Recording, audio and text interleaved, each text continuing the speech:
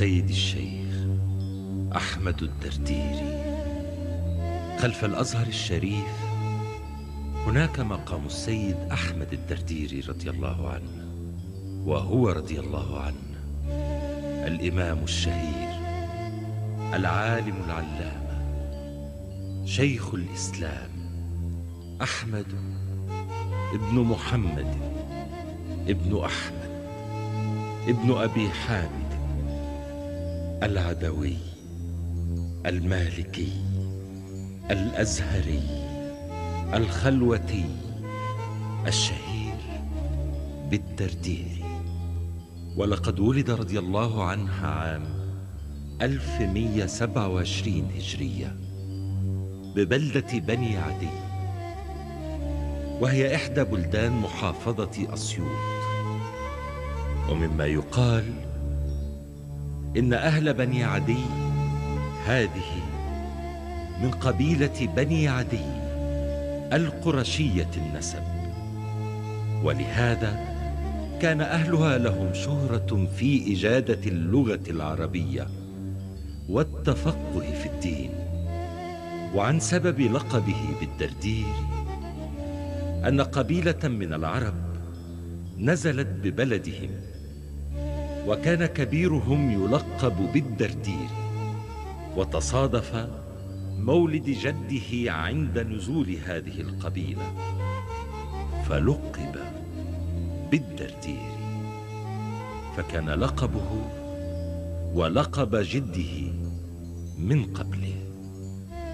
ولقد أمضى رضي الله عنه طفولته بقبيلة بني عدي، ولما شب حفظ القرآن وجوده، ثم وفد على الأزهر وأخذ عن كثير من شيوخه، وقد تأثر كثيرا بالشيخ علي الصعيدي والشيخ الحفني، وخاصة الشيخ الحفني الذي تأثر به تأثرا روحيا، فقد تلقى عنه طريق الخلوتية حتى صار من أكبر خلفائه، وقد تفوق رضي الله عنه على أقرانه، حتى أن أساتذته قدموه للفتوى في حياتهم. وكان رضي الله عنه وأرضاه كريم الأخلاق، مضربا للمثل في العفة والزهد. ولما توفي الشيخ علي الصعيدي تم تعيين الإمام الدرديري شيخا على المالكية، بل وشيخا على أهل مصر بأسرها. وكان رضي الله عنه وأرضاه رجلا شجاعا، ومما ورد عن وصف شجاعته أنه عندما استجار به أهل الحي من ظلم وقع بهم من المماليك أجارهم الشيخ الدرديري وقال لهم: غدا سنأخذ حقنا. ولما أصبحوا حضر أمراء المماليك إلى الشيخ لطلب العفو والسماح وتنفيذ طلباتهم، وقرأوا الفاتحة مع الشيخ على هذا.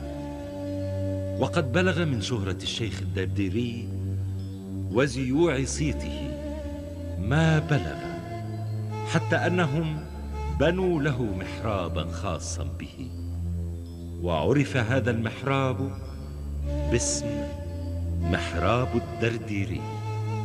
ومن أهم مؤلفات الشيخ الدرديري رضي الله عنه وأرضاه أقرب المسالك لمذهب مالك، ورسالة في المعاني والبيان، ورسالة في طريقة حفص في القراءات، ورسالة في متشابهات القرآن.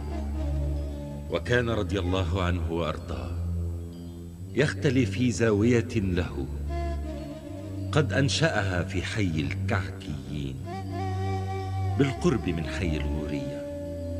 وبعد عودته من فريضة الحج عام 1191 هجرية ظل مقيما بها حتى توفاه الله في شهر ربيع الأول سنة 1201 هجرية عن 74 عاما. ودفن بنفس الزاوية التي كان يختلي فيها، ثم زيد في مساحة هذه الزاوية بعد وفاته وأعيد بناؤها، وأصبحت على ما نراه